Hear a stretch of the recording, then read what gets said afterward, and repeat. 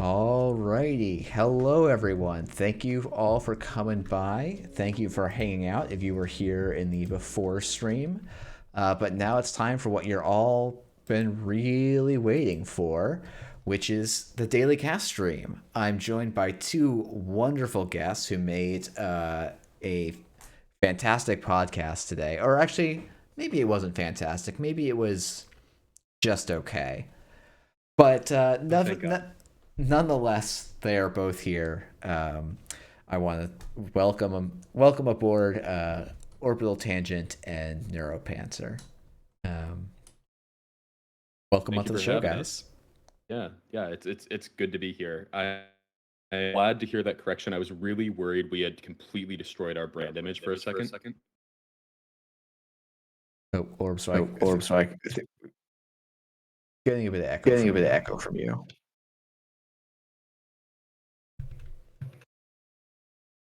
I think. Oh, maybe not.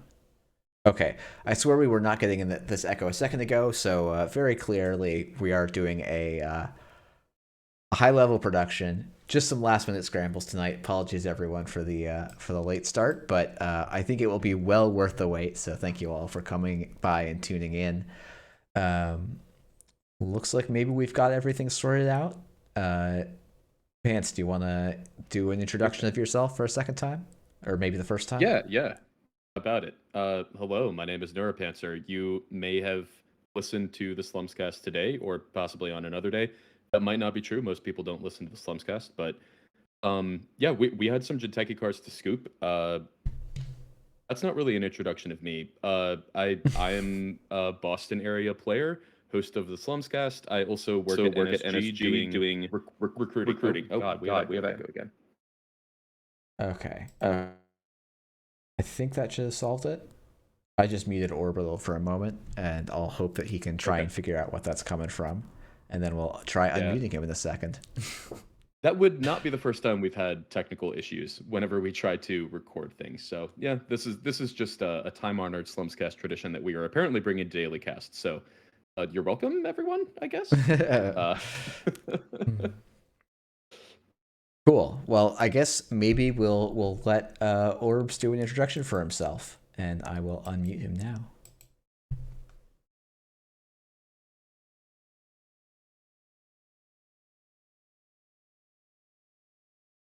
Josh? Unfortunate. Okay. We're getting you a little bit. Let me try something real quick here. Okay. We can vamp for a minute or two. Maybe why don't you just throw something in the chat when you think you've got everything set up, and we'll just continue to talk about these cards a little bit. Yeah. I guess actually I could ask you the daily question from GLC today, since that was one that I posted. Oh yeah, sure. What was the daily question? The daily question, or as it's hyphenated in GLC, the daily quest, Ian, was what's your favorite way that a card has been scooped this season? Oh, that's a good one. That's a really good one because there's been a lot of good scoops this season. Because it's like the like I think the most impressive one to me for sure was the GLC puzzle bot. But also that one was that thing was crazy. That thing was also too smart for me. So like I didn't even like come close to trying to solve it. So like it's a little bit difficult. But yeah, Ams's Saharasa puzzle was truly phenomenal. Yeah, you have to be very serious about your scoops to get through that one. It's the level of difficulty is actually quite high. Yeah, UK Slacks quiz turning a scoop was pretty good, and that card was also fun. Oh boy. What was my favorite? I mean, I think Andre's shout out, or Andre's video, just deserves its own shout out just for being like such high production quality and like I don't know, like really getting excited and pitching these cards really well, and I think that really deserves. Oh, yep. Izzy actually I think gets the win, which is of course Patrick sneaking a stream, a scoop onto Andre's stream. That actually I think is going to be. I'm gonna go and ruin my point about how lucky we are to have a content creator who puts in like as much time and effort and tries new things by just saying nope. His wonderful co-star sneaking it in out of the room while he was out of the room was too good and beats everything It's else. a good reminder, right? Like, as long as it's done well, subversion of expectations is incredibly powerful. Yeah. Um. All right. Oh, I hear orbs. Okay. Cool. I will unmute him then and see if we're all set. All right, can everybody hear me? Yes. Yes. Yes, we can. And so far, I don't hear myself in the echo. So I think we might be good. Okay, excellent. Excellent. So, yeah, any hoozle. Hello, I'm Orbital Tangent, Netrunner's okayest player, co-host of the Slums cast, and scooper of Jinteki cards. Also, a famed disliker of Shaper. And what were the other intro questions? I mean, I would say I'm gonna shout out the person who made Worlds happen this year more so than I think any other person on the planet. Head of organized That's a fair play, point. um, and just all around awesome dude. So Well, thanks for saying so, man. Okay, dude. All around okay, dude. The but okayest Netrunner worlds of the year. yes. Well, the two of you, I think we've been everyone's been waiting patiently for a very long Yeah. time for these scoops. So like I'm gonna just dive right into hybrid release here. We see it's a 2-1. It's an agenda expansion, and of course it has the text informed by family that if I won't be invited to any more funerals if I don't develop a jawline, fix my fuck up voice, and fix my fucked up skin. Yeah. I mean, honestly, my take on this, like, this is a huge downside, clearly, right? Like, the question is a 2-1 with this downside worth it? And I think the answer is usually yes. 2-1s are just that powerful. Yeah. You know, I would mean, tend to agree. There's a lot you have to fix about yourself to get this one to work, but the 2-1 is probably worth it. yeah, I mean, like this is the thing. Like as people are talking about in chat, like a blank 2-1 is like really good in PE. Also, sorry guys, I remember I'm supposed to share my screen so you guys can see what I'm looking at. You don't have to watch the stream, so that should be up for you now in the Discord. But if you can get your screwed up skin and your screwed up voice going, then like suddenly this card really turns online. Yeah, the jawline's obviously the hardest condition to meet, but it's worth it. Like, the effect, if you get that, is very powerful. Yeah. Let's see. Very quickly, Vale, did the last Jinteki 2-1C play? You weren't around then. So the last Jinteki 2-1. Actually, you know what? We're going to come back to this when we go into the deep dive later. Let's move on to the next card really quickly, just so that we can get. We're going to do this a little bit differently. We're going to hit all the cards, and then we're going to go back around. Oh, This one is my absolute favorite. This one really is, I think, a pinnacle of design. So this is 3 cost, 4 to trash. Dr. Vientane Keeling. And the text is, of course, I've done the research, I've looked at the facts, I've analyzed the hard data, and my conclusion is that you're more mad than I am right now. Yeah, I mean, this sort of turnaround reversal effect is something that Jinteki's sorely been lacking in the last few sets. I think this opens up entire new types of decks. Like, this is really going to turn the meta on its head when it comes to Jinteki. Yep, it really reaches out and asks that pivotal question, you mad, bro? And yes, they are in fact mad. Yeah, it's a really Mm-hmm. bold choice to print a prison card that just says "you mad," and then get stronger when you make your opponent mad. But Yeah, you gotta respect the design team taking some real swings for the fences. and obviously, like I guess the one thing that's probably so obvious we haven't said it before is it does take time to do research. This isn't like, you know, yes, they're mad, but they only get to the level of mad that really matters if you let this build up and you let it really stew and you get the research to a point where it's super super obvious that they're way more mad than you. Yeah. And also, very quickly, the shout out with mutually assured destruction, or the synergy with mutually assured destruction, just a great cross faction synergy. Really appreciate Yeah, the little shout out there. yeah, All right, let's 100%. because these cards are all such a package, we're just gonna keep flying through them. Reaper function, 3 cost, asset, hostile, 2 to trash, swords, the only blade known to man. Yeah. I mean, I'm Yeah, not sure what there is to say about this card, swords. yeah, swords. I I do have something to say to sum up this card. Just kind of a real feeling that I get from it, and it comes down to You can't touch this. yeah, I don't know what else to say beyond that. Just a feeling I get. Yeah. Valid. Oh my goodness. All right, well, we do have, of course, your final card. Oh, hold on. Sorry. Oh, I see a question in chat that we should address before we move on. How many blades are known to women? That's a great question. Unfortunately, we don't get the answer in this set, as far as I know.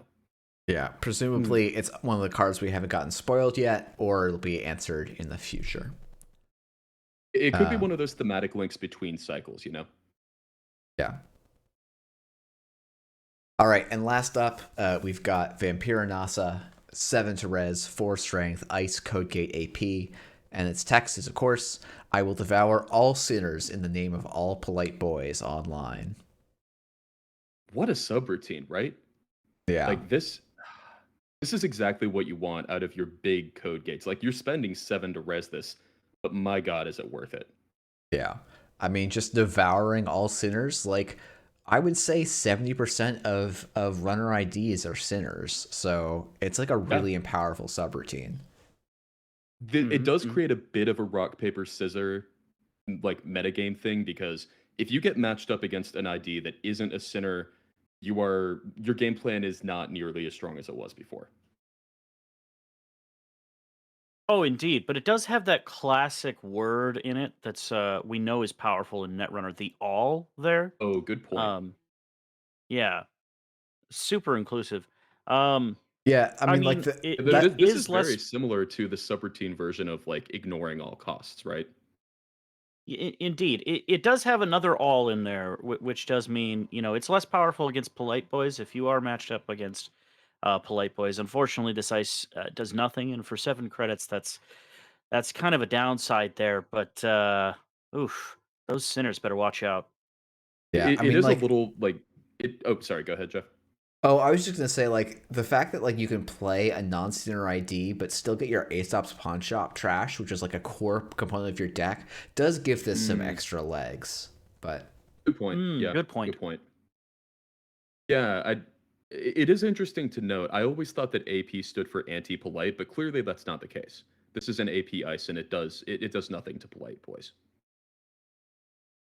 Anti prick. That's probably what ah, it there is. we You're right. go. That must be what it means. Yeah, I mean, Ziechling also pointing out this card must be without sin, so as to not devour itself. Though Hmm. we'll have to get some clarification in the rules team, I think, on that one. How does that interact with Hush? I'm not sure actually. Ooh, that's a great question. Is Hush a sinning card?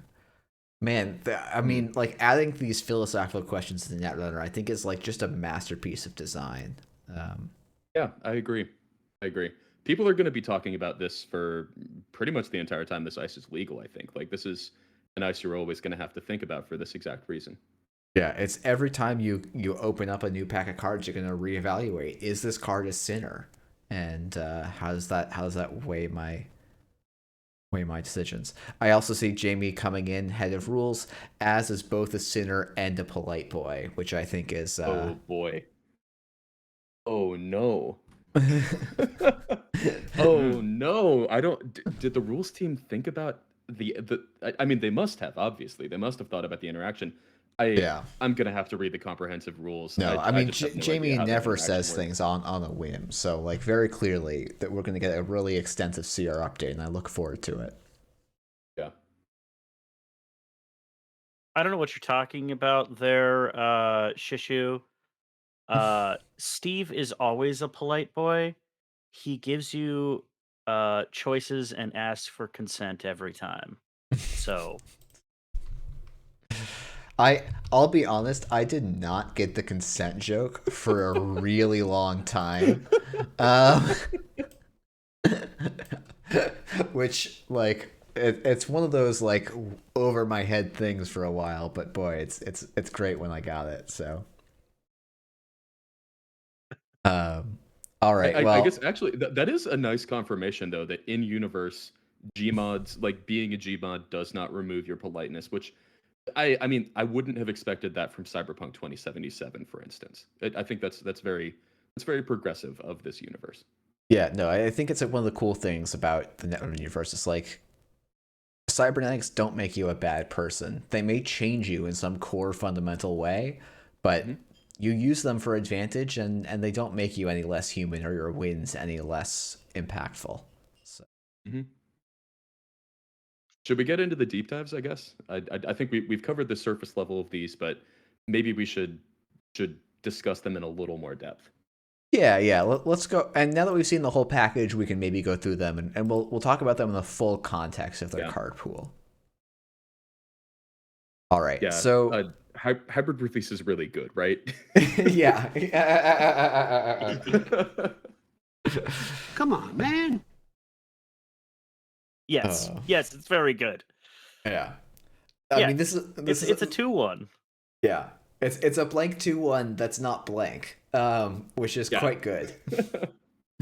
Yeah, it's I actually really like this face down cards matter theme because I don't know who actually wants to run archives. You never actually want to run archives unless you have a boat down, I guess. Like that's the only case where you really want to Exactly. run archives. So like the fact that you either say like okay, run archives on me, or you say I will get this little piece of value which matters a little bit. You know, I just gain one click incidentally. This all of that on like one of arguably the best type of agenda in the game. Super good, I think. I mean, Yeah. I wouldn't go so far as to say like best type of agenda. I think that the 3-2 is I said probably arguably. the best, but a 2-1's nothing to sneeze at. And like when you put it in something like PE, like it arguably is better because it's out of hand and it does the net damage. But Mhm. you put something like what's that new archives ice, Bathanomus or whatever? Yeah. I was Yeah. actually I no Yeah. joke. I had this pulled up because I can't. Yo! Yeah. I was like, I can't wait to meme on Andre again for calling hmm this a faction staple. But maybe it's me getting memed on now. Like seriously, you put that and the agenda in PE, and like nobody wants to run your fucking archives. They're like, oh my god, it's 1 billion to break this, or I have Begalter, and I waste my I Begalter have to pay trigger what? just to turn up your face down cards. And what am I doing it for? Like not accessing agendas? Like that sucks. Yeah. So Yeah, and like I if you're think And you against could honestly, we PE, they'll probably have ugh, thrown some Project yes. Kusanagas in the bin, and it's just like, I'm Project just doing Archive this to Force hurt yeah, Archive. myself. Like, it's all I'm achieving here.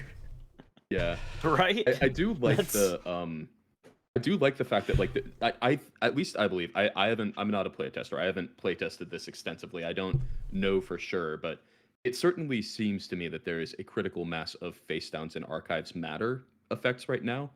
So you already have a decent amount of incentive to overdraw, throw stuff in archives, Hansei reviews throw stuff in archives. And like, you know, hybrid release definitely isn't the biggest payoff for that. But the fact mhm. that you can get payoff from your 2-1 if you aren't getting that payoff from your grid seems really good to me. Yeah, yeah, for sure. I think too that like you're throwing those out, and the fact that they're not gone forever is good for you and allows you that overdraw. And then Yeah. also, the whole thing about like you're installing it clicklessly, so you are gaining a click. And like an Mhm. incidental click like once during your game is probably not going to matter that much, but like doing it a couple of times is pretty good. And then on top of like um being like PE for instance, you're also just doing a triple to get a net damage plus an Yeah. install like is not bad. Yeah, I see if that you Jeff really, has really squint at it, if you really squint at it, this is like 1/3 of a luminol, and sometimes it deals damage. yeah, I see that Jeff has RH up though, so Oh that's the yeah. other obvious ID to put it in. Yeah, yeah. Honestly, I think it's good in most Jinteki identities because I Mhm. think there's just enough Jinteki cards that say, I care about face downs and archives, that this is Yeah. another way to get a little bit of value out of it. Though, I mean, yeah, getting actual money from your face down archives, oh, that's so good. Yeah, Getting I feel money for like doing things is so good. yeah, this idea that you can like gain a buck off of that face down, or like maybe even a couple of credits, and then still install it later if it suddenly becomes relevant, like it was a I don't know, a bit of a tech asset or just more of a late game card. Like if you have a bunch of extra analytic voids, you can just like throw one Mm. away and then reinstall this, like just fast advance this out and get one back on the board in some board states. I Oh, think I that's like that. Yeah. I also Yeah. Jamie is doing some fantastic work of making a comprehensive list of non-sinner runners in standard. So I'm going to jump back to that one for just a second. It's Oh, that's Akiko, canon. Adam, but only if you're running the original three directives. Ayla, Khan, Lat, Nat, and Sunny. And they had Zaya on the list, but said no, it's much better to put Khan because as the only non-sinner because of Temujin contracts flavor text, which I will be honest, I don't. Oh, the best part is Yeah. it's legal. Okay, fantastic. Well done, The Jamie. Well done. Did they just make a fruit of the tree of knowledge joke with you can't run find the truth? Adam has found the truth, Adam has gained knowledge and now knows sin. Oh no! Oh no! Oh my goodness. The That's perfect. That's such good lore right there. oh my goodness, Jamie. Jeez. Uh, We have uncovered the deepest lore today. we, you know, I thought that the only lore ever made on Daily Cast would be Steve Liu, but I think we've discovered that even in my boring analytical framework, we can have some beautiful things occur.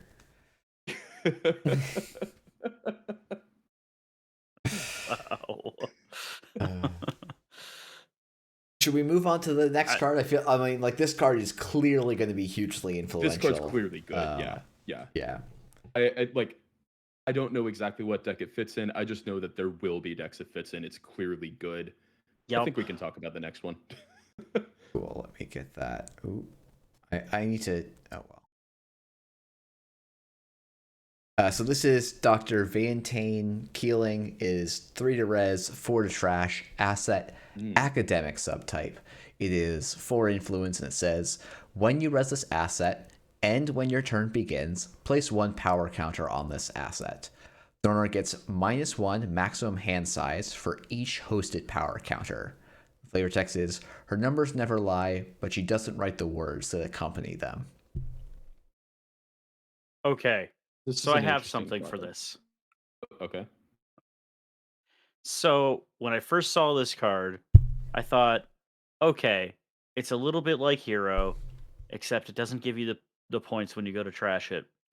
And then I started to think about it, and I started to look at the numbers on it, and then my brain went, what in the actual fuck word? Because because this thing puts you down at 3 hand size when the corp reses it. I mean, not really. Kind The of. first turn is a discard down to 4, and then their turn begins, and then it's 3. But for them, they're always putting you on a super quick clock because being down to 3 hand size after the res, because they're always going to just res this. Um, at the end of your turn when they want to try to go for some sort of combo or some sort of clock, being at that 3 sort of right away and then also having a 4 trash cost is Mm. brutal. And if you don't have pinholes in your deck, like, good fucking luck because you're going down some sort of fucking god awful remote, and then it's going to ask you to pay for it at the end. And or get voided and then pay for it. The thing is, Yeah. I do think that there is like I think that you're correct that this is stronger if you intend to win the game solely with this or to tick down to a Hmm. low number. I do think that the difference in like res -2 hand size versus res -1 hand size and then wait a turn for -2 hand size is actually Uh-huh. astronomically large.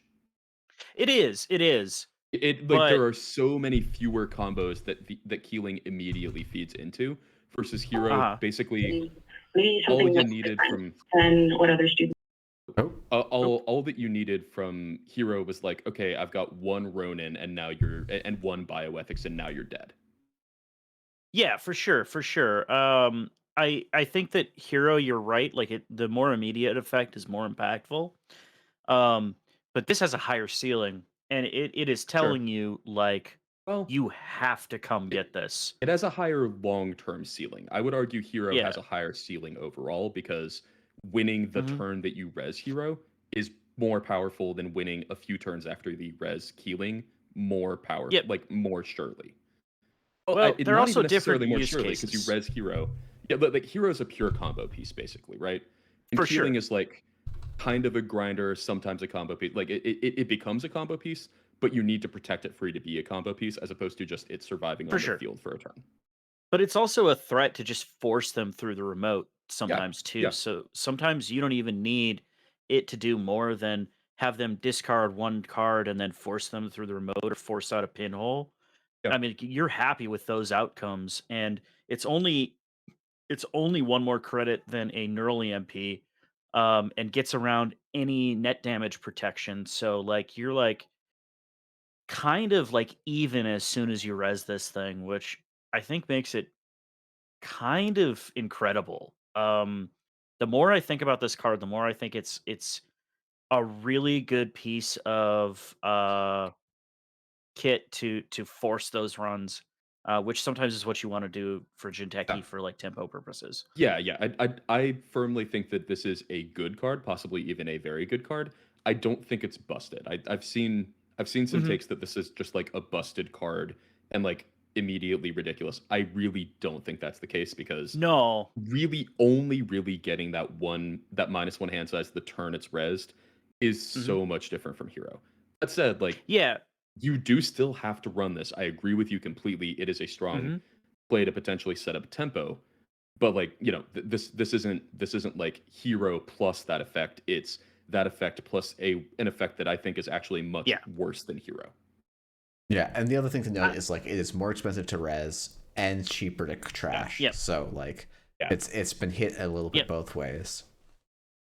Hmm. Yeah, but it also doesn't give them 2 points when they go to trash it. Actually, So arguably, it isn't cheaper to trash, or Yeah, more. that's true. Yeah, Because it doesn't get you closer to winning the game when you trash it. yeah. That's Like, a like good point. Hero was like, "Would you like to pay an extra 2 credits for 2 points?"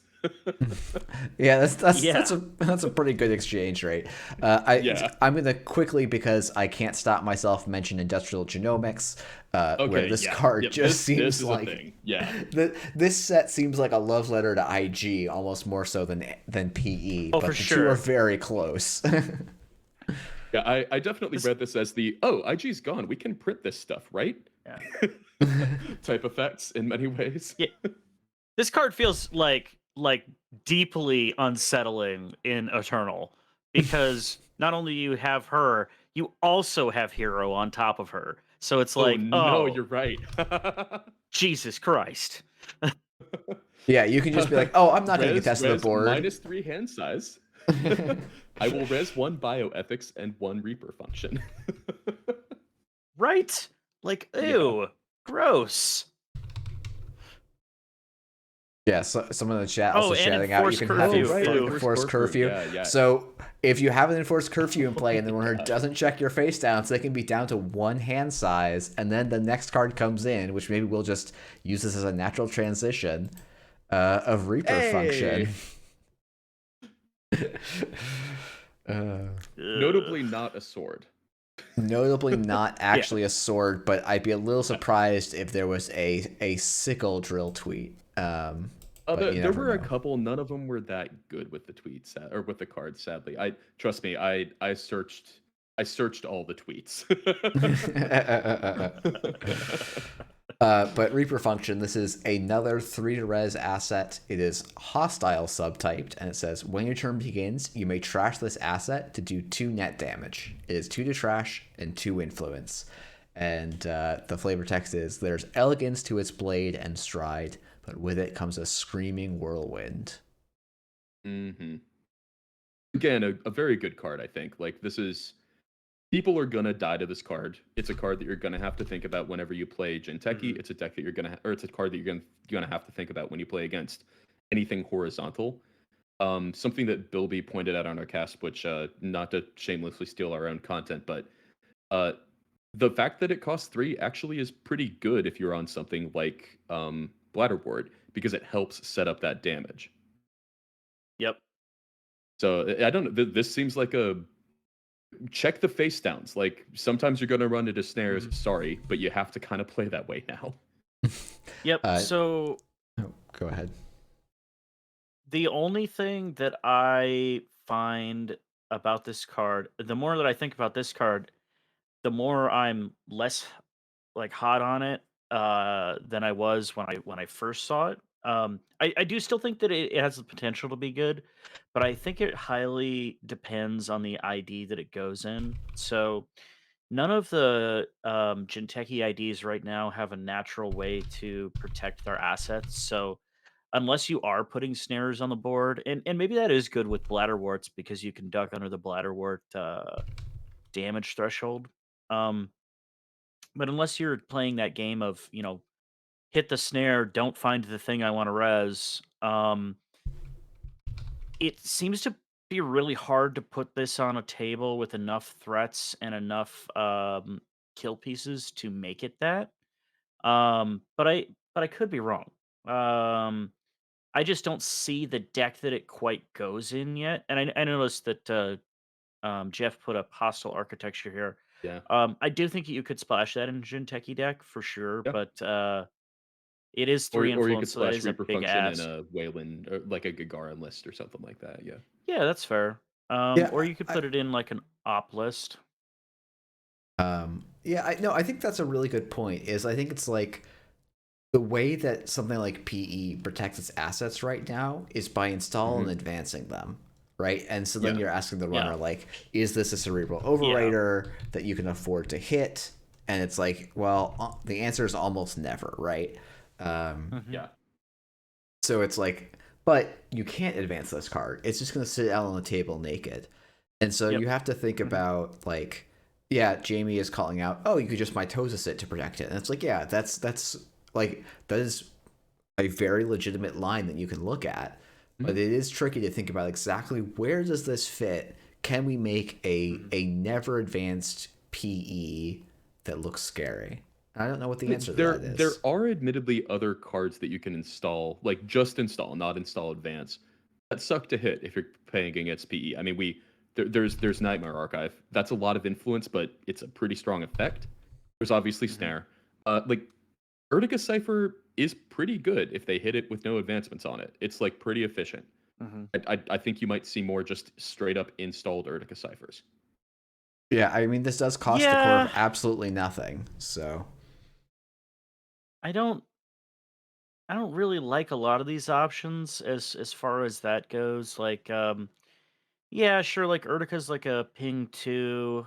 And you can put advancements on this with like other cards. I don't really like advancements. They don't really like do anything. They're just like a bluff sort of thing. So I don't. I'm not gonna say that that's not gonna win games, but like it doesn't feel like tier 1 or tier 1.5 deck to me. Now, a type of deck that this might go in that is a competitive deck is an op list because um, you are the corp trashing this asset. Um, the fact that you can do 2 net damage and then immediately go grab a card from your deck for 2 credits of value, I do think an op is pretty good. And it's only 2 influence, so, like, it's not like you're spending your whole influence wad on, like, Mhm. 1 card, even if you get a 3 set of these. What do you So, get that costs 2 is my question. Like, is deal 2 net damage actually a strong enough effect that you want to spend 2 influence and 3 credits on this?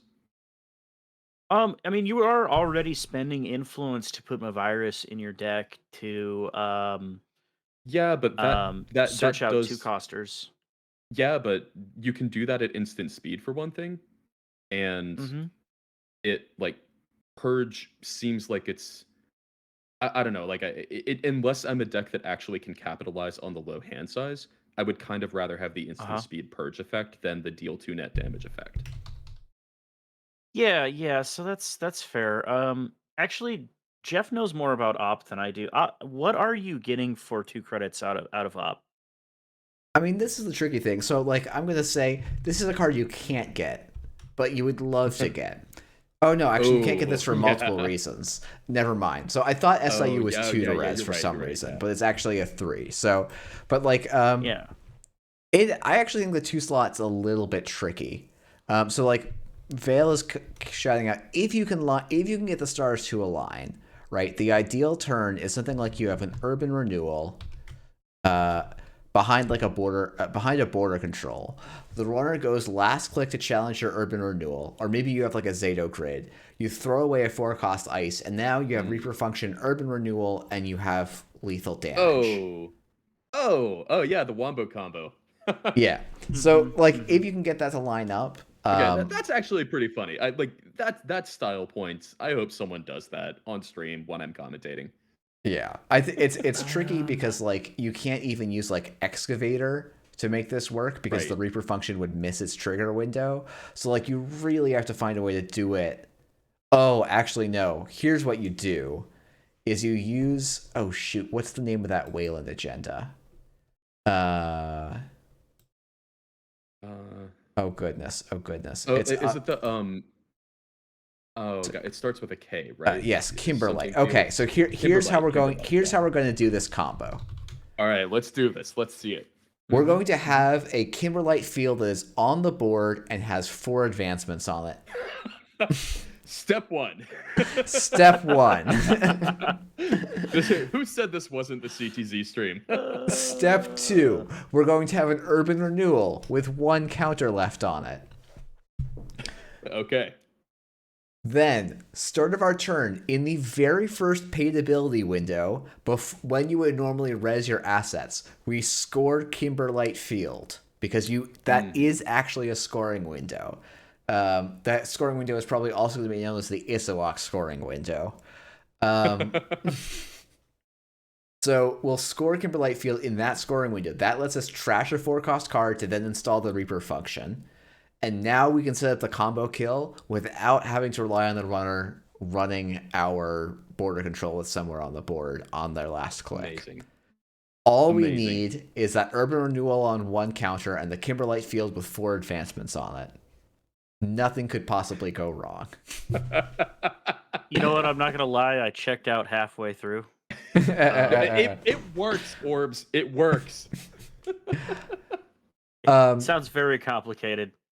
Yeah, it's I almost certainly want not actually okay. uncomplicated. Let me pitch the other version of this deck, which I think is you do hostile architecture.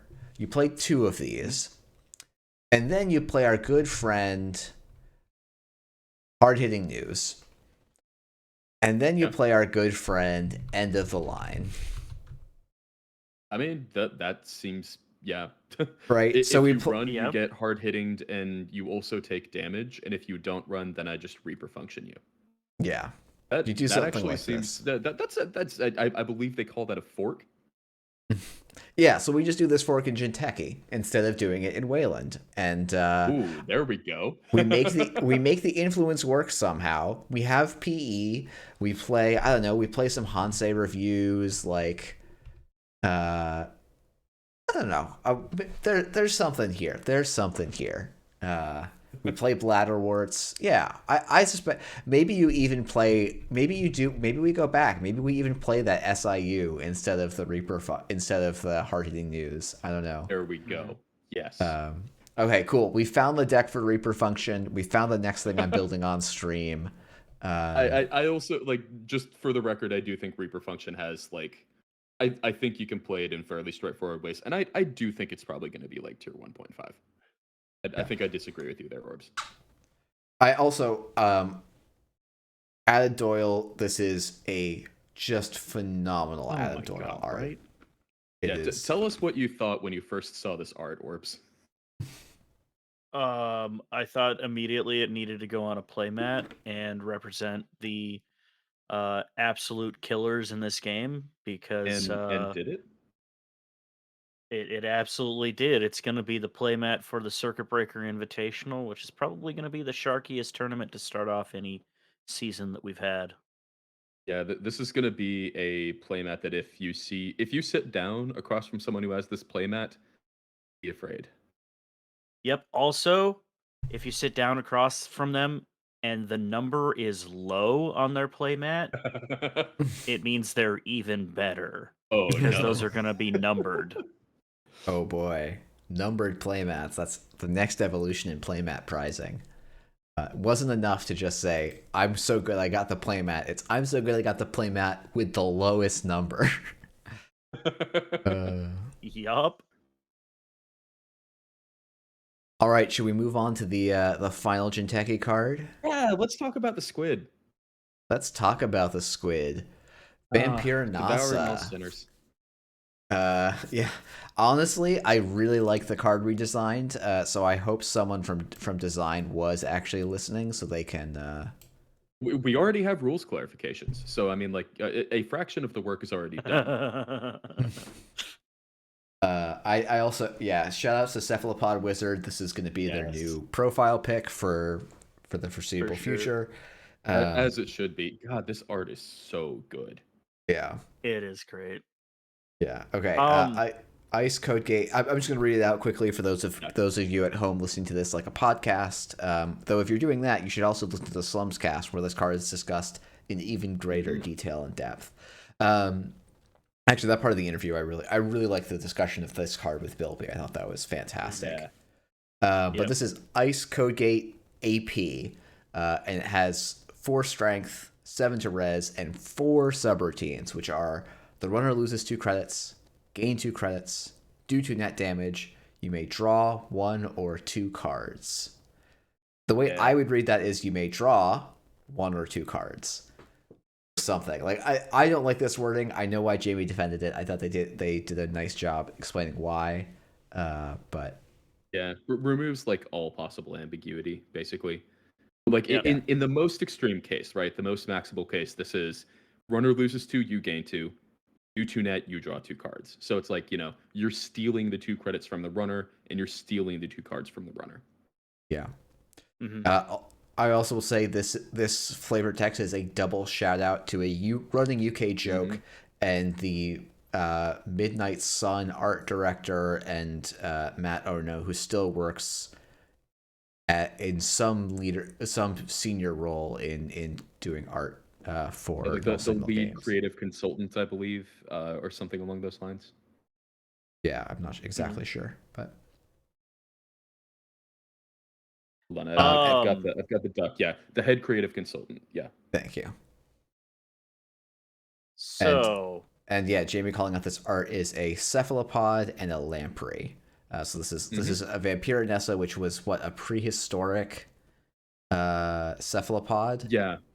This is so actually I think it's a genus. It might be a family. I'm bad at taxonomy. Don't kill me for that. But so there are still squids related to this that are extant nowadays, and they are kind of like they've got like almost a net around the tentacles.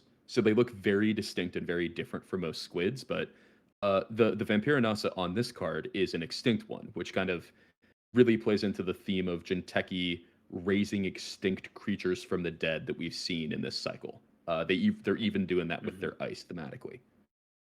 Yep. Okay, and Orbital, we cut you This off, so let's give you first take at this. okay. This ice is weird, but I think that to borrow a phrase from CTZ, the fact that it has 4 subs is kind of a dick slap. Like, so Is that from CTZ basically, or from Cranked? it might be from Cranked. It's from one of the two. It's from a meme Oh, lord. that's the Cranked. But what I mean from that is like any code gate breaker, any decoder, including everybody's favorite Blork, Mm-hmm. is not happy to see that number of subroutines because Blork, it only takes 1 boost for it to get up to strength and break 2 subs. Then it's got to boost again. Mm-hmm. And you're not willing to pay 6 every time you go through this. And then also, the same thing is true of freaking everybody's other favorite decoder, which is Kengolo. Um, so that thing has to boost 2 to get up to strength, and then it's got to pay 4 to break all the subs. So Yeah, it's it's also it's got to it's pay also 6. 6. Yeah. So it's like you're taking these efficient code gate breakers and you're saying you got to pay 4 no matter what if you don't want any of this to go off. But what's interesting about it, what I really love about this piece of ice is that the design team is also kind of recognizing that. So any of these subroutines just firing by themselves are kind of innocuous and you wouldn't really think that they were all that good. But 2 of them firing is pretty decent and pretty decent value for the corp. And there's Mm-hmm. no way that even the richest runner wants to break these all the time, every time they go through it. So the subs on this are going to fire a fair amount of the time, and you're going to get some sort of value off of them. So Mm-hmm. 7 seems like a lot, and it is if they like hippo this or whatever.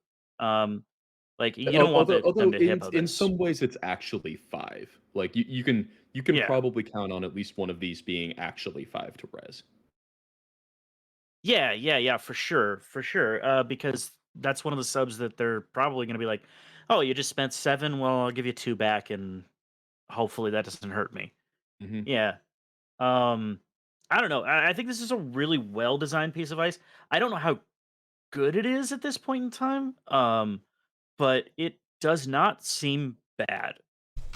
Yeah. Yeah, I think this one's really like I think this one's probably not going to see any play until DNA tracker goes away, but that is imminent to some extent. I mean, Yeah. and even then, this has some arguments in that yeah, if you think about this as a 5 cost code gate, which it Mm-hmm. probably will be for the first one at least, um, then like yeah, a five cost code gate that's got 4 subroutines and 4 strength is like a really nice stat line. Yeah. Yeah, like I For sure. think the comparison to DNA tracker, it's one that I made as well, and I think Bilby put me on the right track in many ways. I like if I'm a rush deck, I might actually consider playing Vampirinasa as like the top of the curve, as it were. Mm. And honestly, like the fact that you probably get to fire it once, the fact that you get to gain 2 and draw 2 cards, you actually get a lot of tempo out of this thing the first time it's rezzed. You pay a lot of tempo to res it, but you get a fair amount in return.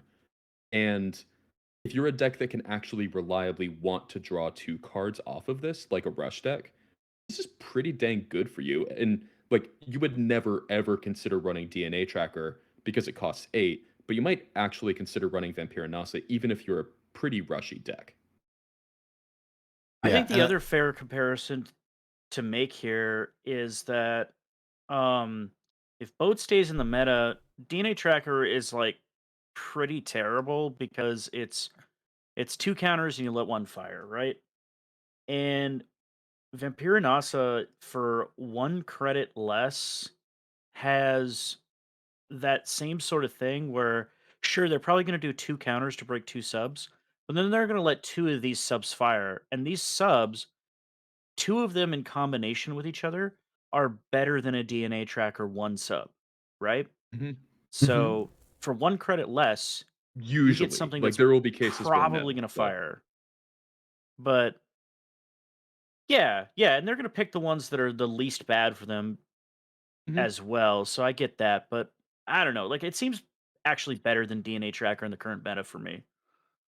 Yeah, I think that's believable. I think it's actually quite nice to have this like mid to low range, and I don't think this card like deserves to be a major part of the discussion, but I do like that we got a little bit more of like this like mid Yeah. rangey ice that like Yeah. Jinteki can play. So you can think about playing this kind of rushier Jinteki style, and but still have some of this Oh, big late game to kind of roll back on with cards like Evic and Vampirinasa that are just going to be yeah. annoying enough to break, but like you're going to be cheating out a little bit, and you don't need to have like the whole Polana style economy.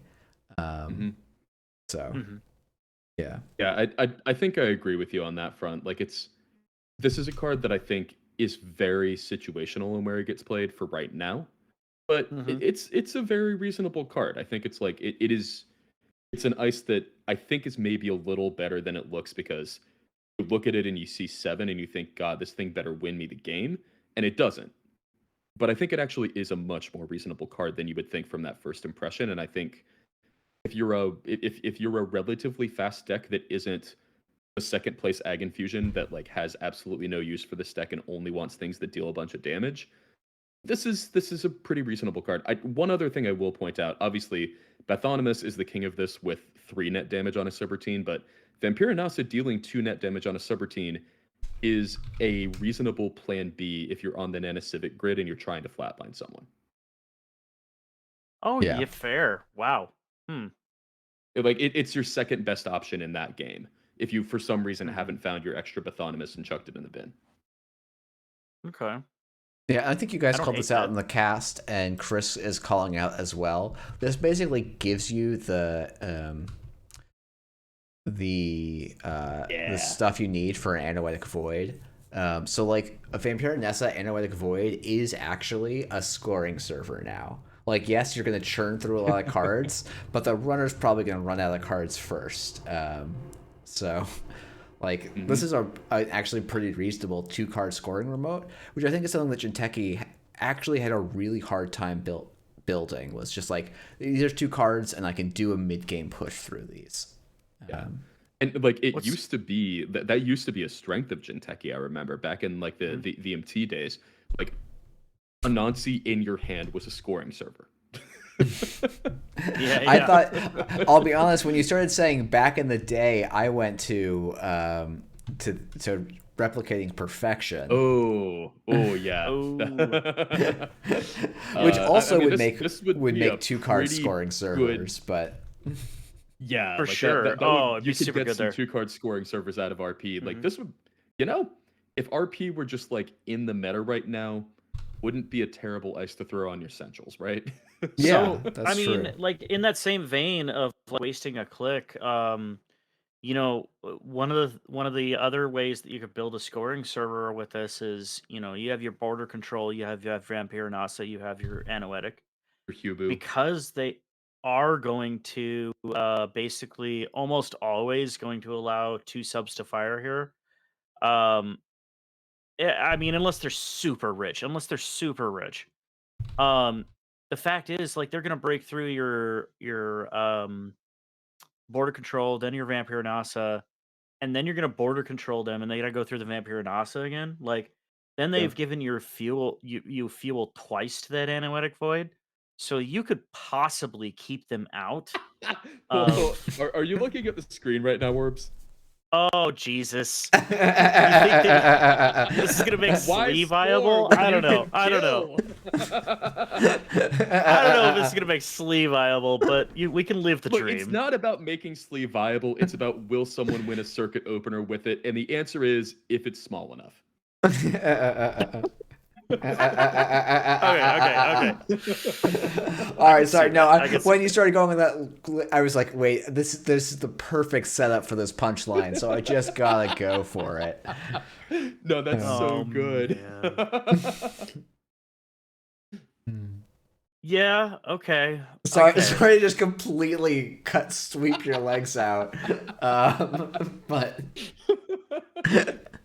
But like, come on, you're not gonna spend fucking 6 like every time to get through this. no, No no, way. you're not. Like the only way I'm breaking every subroutine on this is with Euler. Like I like Yeah. Yeah. absolutely. Like Or even or like I guess if you Buzzsaw, it costs 2 if you have like a leech counter. yeah. What is Amina break 3 or all sub? Yeah, like even Breaks Amina, 3. you're just letting them gain Wow, 2. this even booms Amina, and Amina has to boost to get this. Yeah, Amina has to Huh. boost Right? and spend Wow. 6 if they want to break all subs. Yes, I told you, bro, the if they 4 want to subs force is the negative. impactful. Oh man, that's funny. Like, Like because Amina obviously hates this. against That's Crim, this weird. is against Crim. Obviously, the answer is like Crim probably just lets you fire a bunch of subs a lot of the time. But it is really funny that if you really want to not let any of them fire, it's pretty hard. Yeah, I guess. Oh, and Yeah. actually, Jamie was pointing out like Amina doesn't even drain the credit unless you spend the extra 2 Yeah. credits to fully break. So it costs You're not Amina vamping me, 6. I'm Like, vamping ew. you. Yeah, the real who's vamping who here. My goodness. Wow. No, I you're don't know. stuck in here with me. Yeah, I like. corporate I just went granted through. you a credit loss, nerd. I went through all of playtesting, going, yeah, this card's fine, and now I'm like, wait, this card's like kind of really well positioned in certain. If you can build the Yeah. right deck, this card's positioned really well. It Yeah, that's what I'm doesn't have saying. the generic level of power to just be a deck that you're going to slot in, or an ice that you slot in every deck, but it genuinely is going to have a niche, I think. Yep. This is exactly where I think you want most ice to be is in the right deck, it's gonna be fucking awesome. It borks a couple of breakers really fucking well. It boosts a couple of other breakers up to being like playable if you see this everywhere. Um like if we have more ice that are like as interesting as this, I think we're in a really good spot. So um I'm excited to see this ice and see where it goes. Like I could be wrong on some of my predictions, but like the 4 subs is like getting me happy. I don't know. Hmm. Yeah, Yeah, and I don't know, Jeff, you might have called it. We might see Sleeve Vampirinasa winning Worlds next year. I mean, like as people were I calling mean, out if in. you told me what almost won Worlds this year at the beginning of the year, I would have laughed at you. So like, I'm not going to count it out. Yeah, that's true. A Loki Ag Infusion deck being like just a few plays away. Well, I mean, like a whole game, but like Yeah. pretty damn close even then. Yeah. Pretty wild. I'm not making my worlds calls quite yet. Like, I mean, damn, we got to see how the meta shakes out. But like, I mean, okay, like that's defensible, but also it's a lot cooler if you do make them when you don't know even the cards that are dropping in the next set yet. I think it's possible that one of these 4 cards is in the top 16 for next worlds. I will say that. I could easily see. I mean, the 2-1. If any Jinteki deck is good enough to make the top 16, I think there's a very reasonable chance the 2-1 is. Yeah. I mean, there's only like if Op Super Heavy is not in the top 2, I think I'll be shocked. I think this It I seems think like I think with an extra 6 months or like an extra like I think like there was a couple of people that's been tryharding with Op and they are consistently getting so far. Yeah. Yep. And there's a few more pieces that came out. I like have a hard time believing this card's not going to go places. Yeah. Shout outs to B Bloom being one of those people tryharding with Op. Yeah. And they have absolutely crushed it with Ob for sure. For sure. Yeah, like I agree with you, Jeff. Like not to go too far off the cards that like we got to spoil, but like Op is oh my god. That ID is Galaxy Brain in the best way. And like somebody, I think it's 50% to 60%, it's going to be somebody German, but somebody is going to figure out, and then the other 40% is probably B Bloom, but it's I'm gonna give somebody. Snare Bears needs some percentage here, like some Okay, amount of the okay, percent. I'll give him 5%. We'll knock B Bloom down to 35. Oh my god! Hold Wow. on, Orbs. I'm gonna say I'm that. just kidding. I'm just kidding. Yeah, this is Bridgman Um, erasure as well, but like also, yeah. Anyway, it is. It is. It I is. will.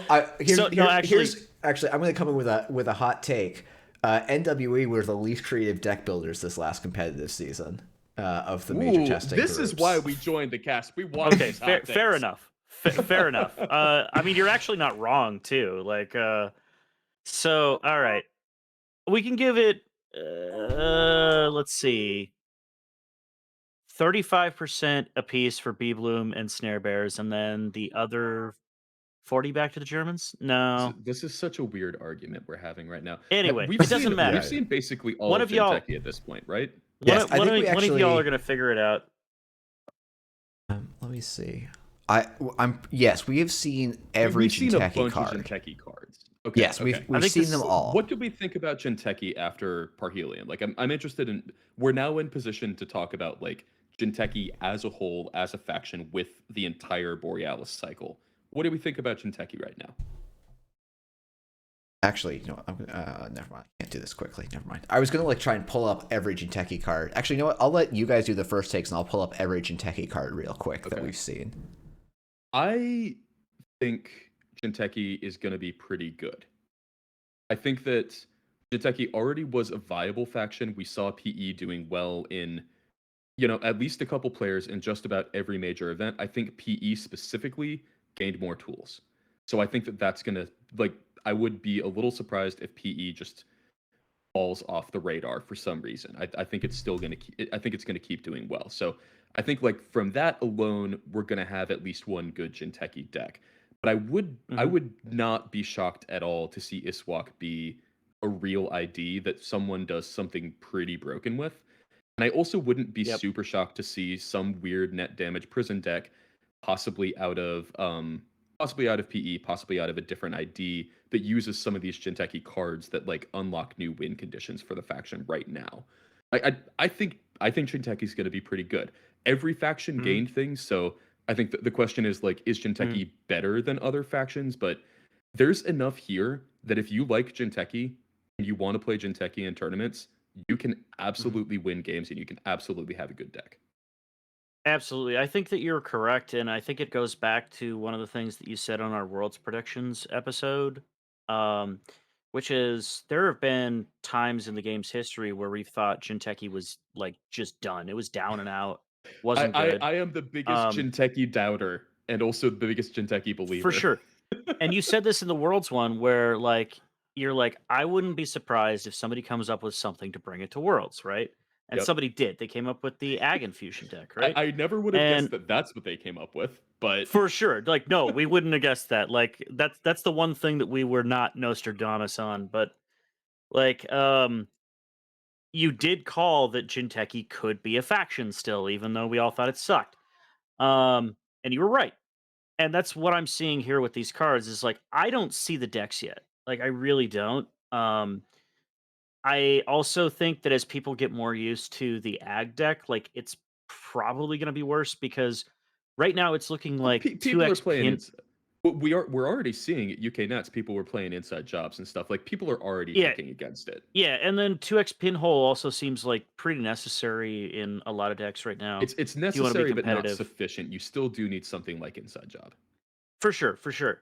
So, but what I'm saying is like, if the Ag Infusion deck goes away, Mhm. I don't see the deck that replaces it quite yet. But I'm looking at these cards going like, I'm not galaxy brained enough and I'm not familiar enough with the Parhelion meta to know what that deck's gonna be. Now, Th- I'm gonna take the yeah. tack that you would take, which is like, I think that deck exists. I think somebody could find it. These cards seem good enough to me on their own that like something exists there. I just don't know what it is yet. I can't I make that call. I might make a call if you want someone to make a specific call. I might make a call. I think Iswak. is going to be pretty good. I think there are enough tools Mm-hmm. in Jinteki right now that say, for exactly one turn, I can keep you out. Mm-hmm. And Iswak really rewards that. Okay, you have kept them out for exactly one turn. Now you seamless and get like 5 points from a 5/3 or something like that. I think Yeah. that Iswak with like use your Nana Mm-hmm. Civics, use your Half-Runs, use your stuff like that, get exactly one turn, and then score an agenda for way more points than you should be able to score for. I think that sounds right. Um, I think that's one possibility. The other fork I would suggest, just to be different, is I think there's a PE deck somewhere. Oh, Um, 100%. There already is, right? yeah, Do yeah. you mean So like, something different from what we already see today? I think that there's some sort of like tempo PE. So like Mm, going way, way back in the game's history, there was a vinegary mink, aka Alex deck, um, back in the day that was like tempo PE. It wasn't shell game PE. It wasn't trying to like kill you. It wasn't trying to do anything like that. It leveraged net damage as tempo, and it wasn't mm, a grinder deck either. It was just you ran low to the ground. You scored as quickly as you could. You did net damage where you could. You used cards, credits, and clicks as tempo. Um, I think there is a PE deck that could exist in that way. Again, I just don't know what it looks like. And I think that mhm. you can do the thing, um, that tempo thing with border controls, because obviously that's been a good card forever. But also the half runes are really good at when they're rezzed, eating a click. Like, and that's what you want border control to do most of the time, is just eat a click. So you have almost like 6 border controls, so to speak, in your Jinteki decks. So it's interesting to me to see if there is a way to leverage that sort of like click compression. And I think that you could do it out of PE, but I also think that you could probably do it out of ag as well. But I just don't know enough about the meta yet to see if that's viable. Yeah, I guess so. I think both of you named very reasonable Jinteki decks to expect out of the meta. I think the other one I'm going to shout out is just Nanocivic Grid Ag Infusion good stuff. Where Yeah. basically, like, instead of playing Analytic Void, you get to just play Nanocivic Grid Ag Infusion Glacier. And, like, yeah, Mm, when you boop them, you've now booped them for 2 clicks instead of 1, assuming your deck is just full of end the runs. And, like, Yep. you can put a true. Vampirinasa on a central, and it's almost as good as a Nancy for much cheaper. Huh. Um, and For potentially sure. gets you some I'd Yeah, buy time that it. sounds bomb. good. Yeah, I'd Yeah, I buy buy it. it. I fucking buy it. Yeah. It's And like, like the fact that Nano Civic is so much cheaper than Anoetic Void is really, Yeah. really good for Ag Infusion because wow, you pay so much money installing ice. yeah. See, that's sort of like the thing about these new Jinteki IDs, though. You're gonna really have to figure out that econ engine, because like none of these fucking IDs pay you back. Like, Yeah. so all of your stuff is like Vampirinasa 7 They pay you credits, even back though in it's a style. discount. It, like, even though Vampirinasa might pay you back that too, it's not assuredly paying you back that too. Mhm. And like 7's a lot, man. 7 might as well be a million, and like Anansi is like 8. So all of your best ice costs like $1 million. So I mean, what, maybe we're all missing the boat by not calling RH. I don't know. Mhm. I mean, I like RH is a lot closer to Polana than people give it credit for. I would say, like, most people think that RH is about 50% of Polana. I think it's about 80% of Polana. I think you're correct, dude. I saw it at East Coast Champs, and it took third out of Oh 20 wow, players damn. um, this weekend or last weekend. It's good. It's good. Like, Oh it does man, not get that's enough credit. It's fucking good. uh Jamie pointing out in the chat. Panic RH could be the new Panic Polana. It could be. What a Like, world that really. would be. But I think the one thing that I like maybe I would end on just like looking at Jinteki as a whole is again like there is kind of like a critical mass of like these end the run effects. Hmm. Um so like I think that half rune is like really really good. It is not always going to be the best ice and sometimes you are going to be unhappy as hell to see it and you're Hmm. not going to want to res it and it's going to suck when you do have to res it and all that. But I think in the right scenarios, when you have border controls to stack with it, when you have anoetics to stack with it, like blanking a icebreaker and then having them have to jack out and then rerun like is really good. Like if they don't have additional tools to break some of your rush stuff and you can eat that click, again, that's all border control is really doing. Border control is really just eating a click. Um, Now, you can say that there are different things that it does, and it does do it differently than Half Rune does. So, border control can be saved until you get all the way down the stack on the remote. I understand that. It's way more taxing than Half Rune. But Half Rune can be at least 50% of a border control, maybe 50% of the time. And what I'm saying is, like, that might be enough for that key Yeah, score. Um, and it might be enough where you'll take 3 more shittier border controls along with your 3 good border oh, controls in a absolutely. deck, Yeah, um, and then that maybe gets you there. yeah. So I don't know. No, I agree with you. It's like the critical mass of gain exactly one turn effects. Yeah, for sure, for sure. Yeah. I just don't know what those decks are gonna look like and what IDs they're gonna be the best out of, but there's a lot of ways that Jinteki could be taken, and I'm just interested to see how the better players make this work. Yeah, and I'm very optimistic. Like, yes, technically there are some grinder tools, but I think in general they're a little bit more like and I feel like I'm making a Yakuza meme about this, but like tempo damage tools, because it's like Mhm. if you're using your Reaper function and VNT and Keeling, like you're doing suddenly a spike of damage. You're not gonna like paying 3 credits and just to knock 2 cards out of the runner's hand, where the runner probably has full freedom to go and just like check it and trash it. Like, isn't really a viable grinder game plan. But is this kind of like, oh, maybe there's a way I can set up this personal evolution deck that really pressures the hand? Or we have those Hmm. Isawok Hmm. decks that are saying, yeah, you are going to play the mind game, but if you lose, I actually have this like game changing upside all of a sudden. Hmm. Yeah. Um, Mhm. I think that Blood in the Water stocks have gone way up with the cards that we see in this set.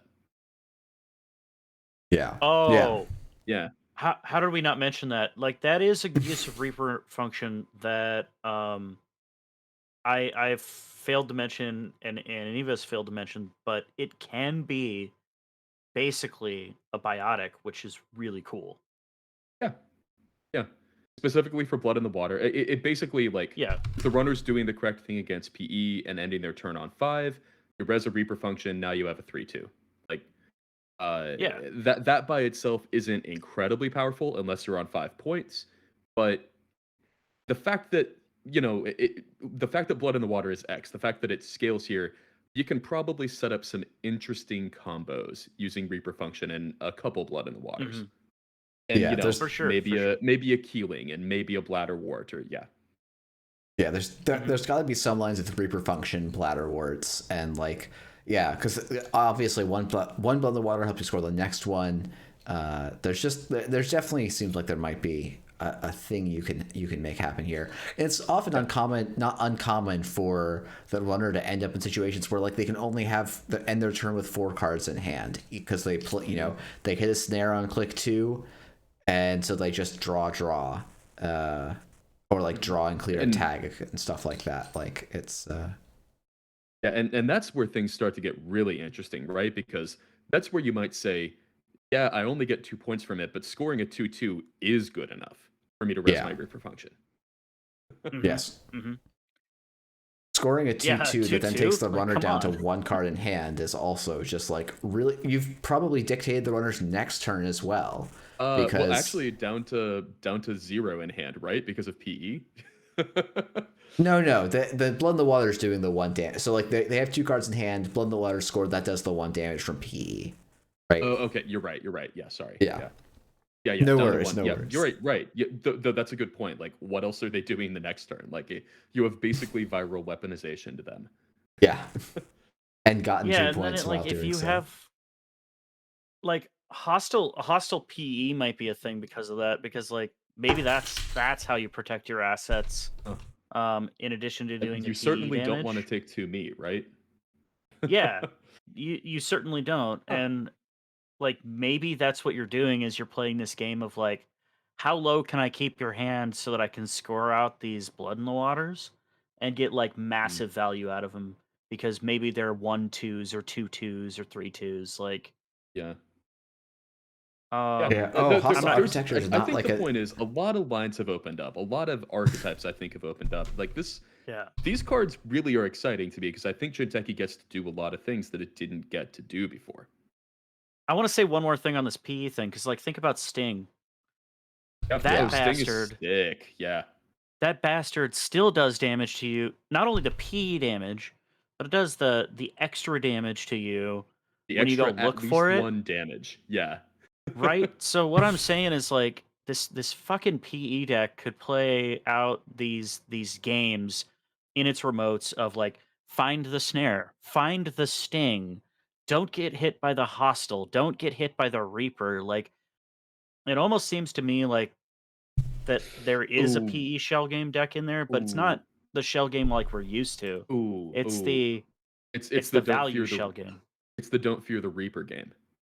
The You can't fear the Reaper. You have to game. sometimes Oh take it because goodness! you have All to right. find the Reaper function. For Okay. well, once these cards are all up on the NRDB, that's a free deck of the week to whoever can build You're that deck the welcome, fastest. whoever it is. Use a cowbell, Jeff. Yeah. Yeah. Sideshow calling out in chat that you may have to protect the hostile, and I agree, but also like hostile, if I recall correctly, costs a crap load to trash. So it's going to be 4 credits and 2 meat damage. But then I was also realizing there's no reason you can't put a Hakusai grid on top of a hostile architecture. Ooh. Or you sick that's bastard. fun. or you can even resin a virus and put it on a hostile architecture. Oh, It's gross. very rude. That is so rude. I actually really like that because that messes with like any freedom attempt to trash it if they access in the wrong order or you have enough money to pop it. Yeah. Oh no. Yeah, so yeah, it's full trash. Oh god. Card is gross. That's cool. Okay. Like, All right, okay, so I'm 4 to seeing trash, this is and then you coming put together.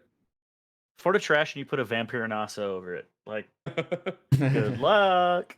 Yeah. Maybe we have PE actually playing ice in a like foundational game shifting event. Seems strange. Yeah, it could be really I don't fun, know though. if I believe it. All right. Well, I think that- this has been a ton of fun. But I think I got to start wrapping it up for the evening. Yeah, I think likewise on this end. Oh We should not have given you a soundboard. Yeah. This I is know. dangerous. This is going to be a disaster. Oh, no. I mean, hey, at no! least Can do! at least I don't have to record with him every time.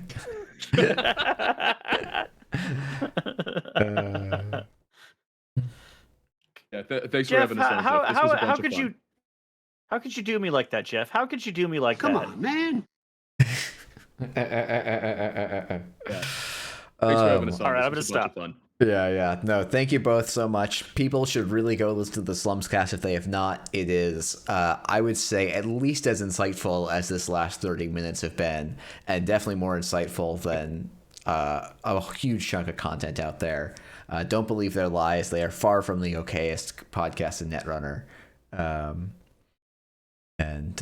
Yeah, I guess any other plugs that the two of you want to hit before we Put a lid on it.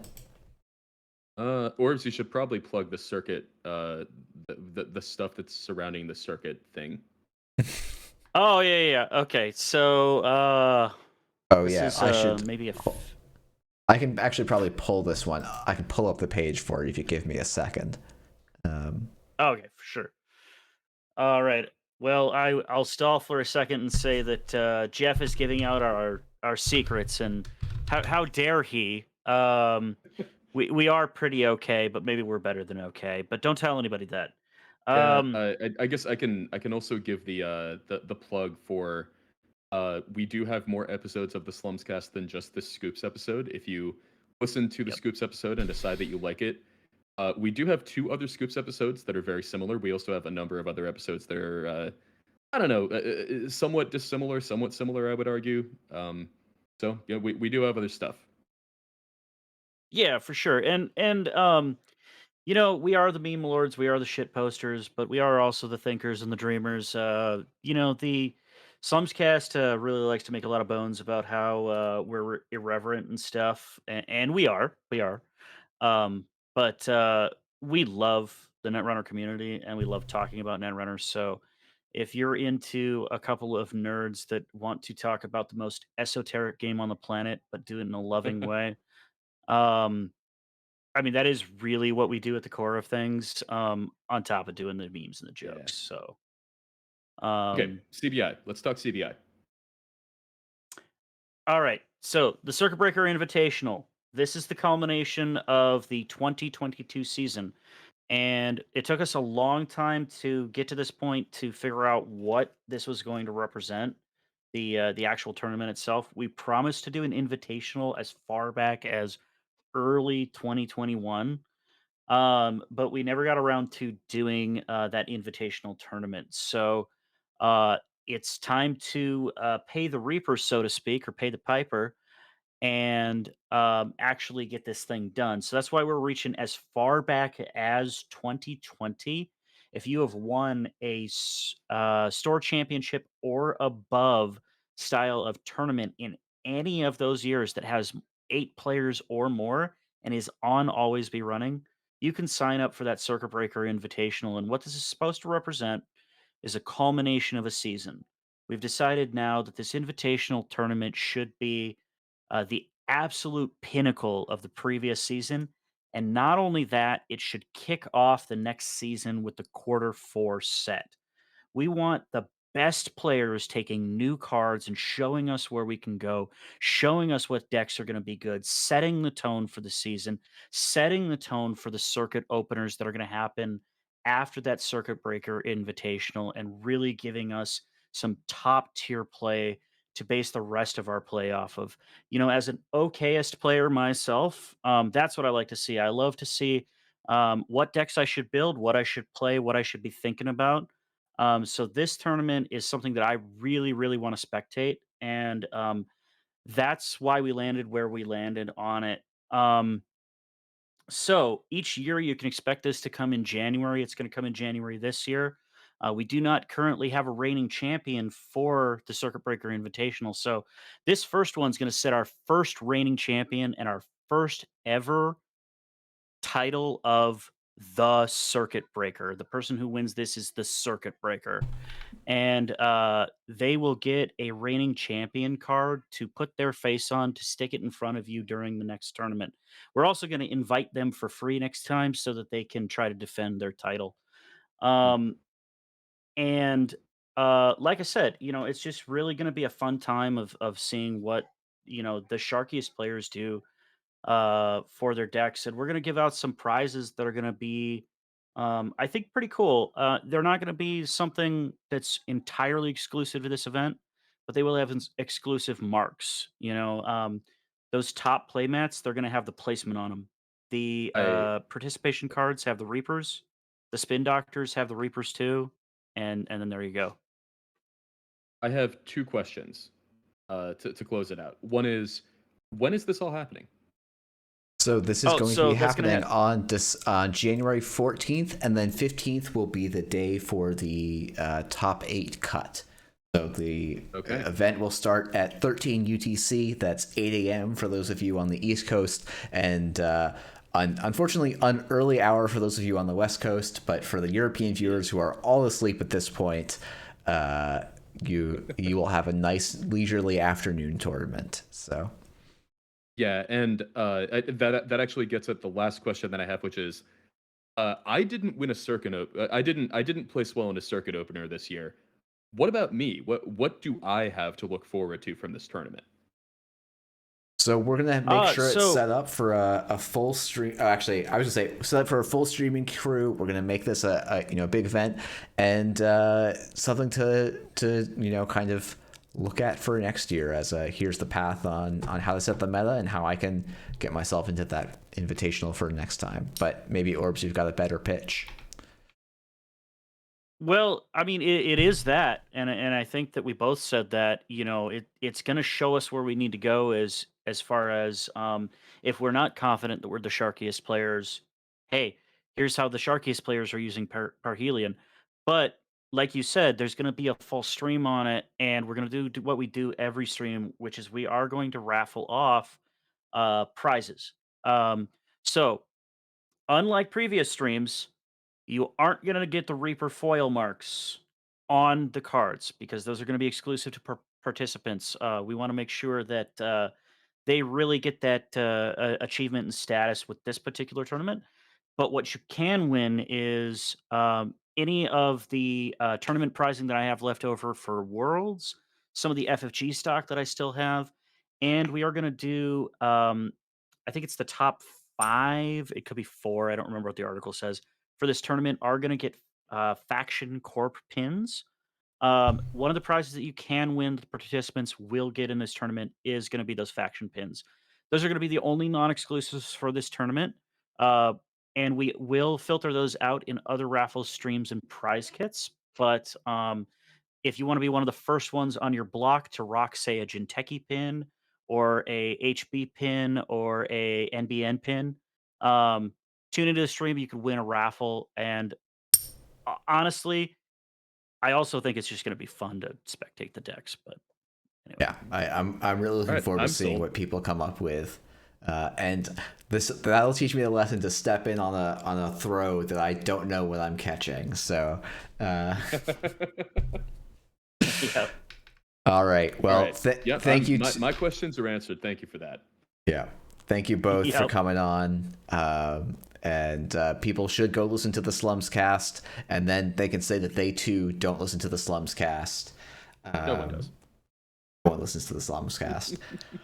And thank you everyone for tuning in. Thank you for hanging out for this now a bunch of you for the whole 3 hours. And for those of you watching on YouTube, hello, and hope you have good nights as well. So have a good night, everyone. Cut feed.